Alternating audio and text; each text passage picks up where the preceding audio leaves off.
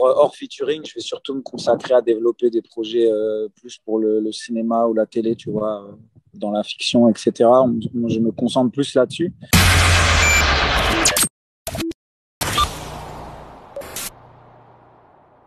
Avec Fally, la connexion s'est faite par le biais de Bram Sito, qui avait déjà écrit pour moi sur mon album Pyramide, notamment le single Danse avec moi. Et du coup, Bram Sito bossait sur l'album de Fally avec Danny Sainté.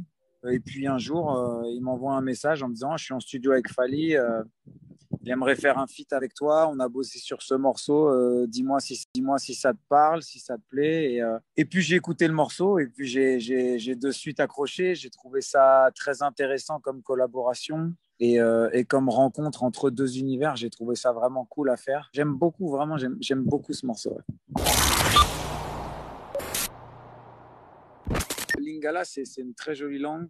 Quand on était en studio, il avait sa partie en lingala, justement. Et puis, arrivé au pré-refrain, il disait: on va écrire un truc en français pour cette partie. Tu sais, je dis: bah non, moi, j'aimerais bien le faire en lingala, justement. Je trouve ça.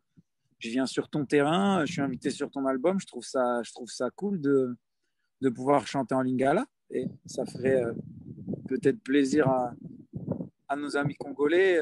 Voilà, de m'entendre en lingala. On a fait ça et je suis très content parce que voilà, les réactions, les gens sont super heureux, étaient super heureux sur les réseaux sociaux et puis ça donnait lieu à des petits jokes sur Twitter notamment qui étaient assez drôles.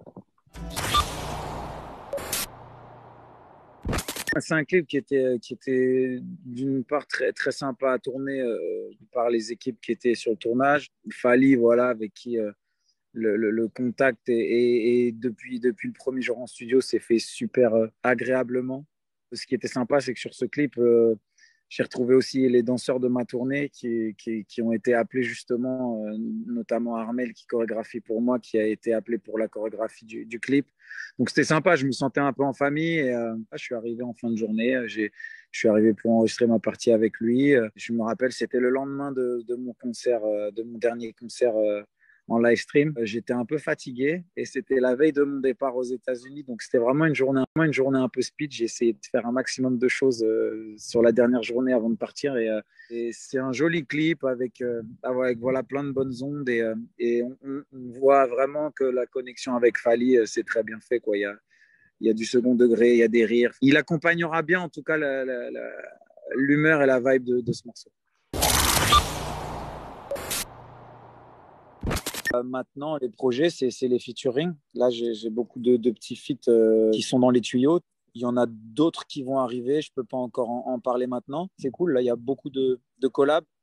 Et puis après, moi, cette année, je laisse un peu l'eau couler sous les ponts en ce qui concerne mes projets musicaux. Et hors featuring, je vais surtout me consacrer à développer des projets plus pour le cinéma ou la télé, tu vois, dans la fiction, etc. Je me concentre plus là-dessus. Je ne pense pas revenir avec quelque chose en termes de musique avant 2022. Ça c'est pour moi quasiment sûr.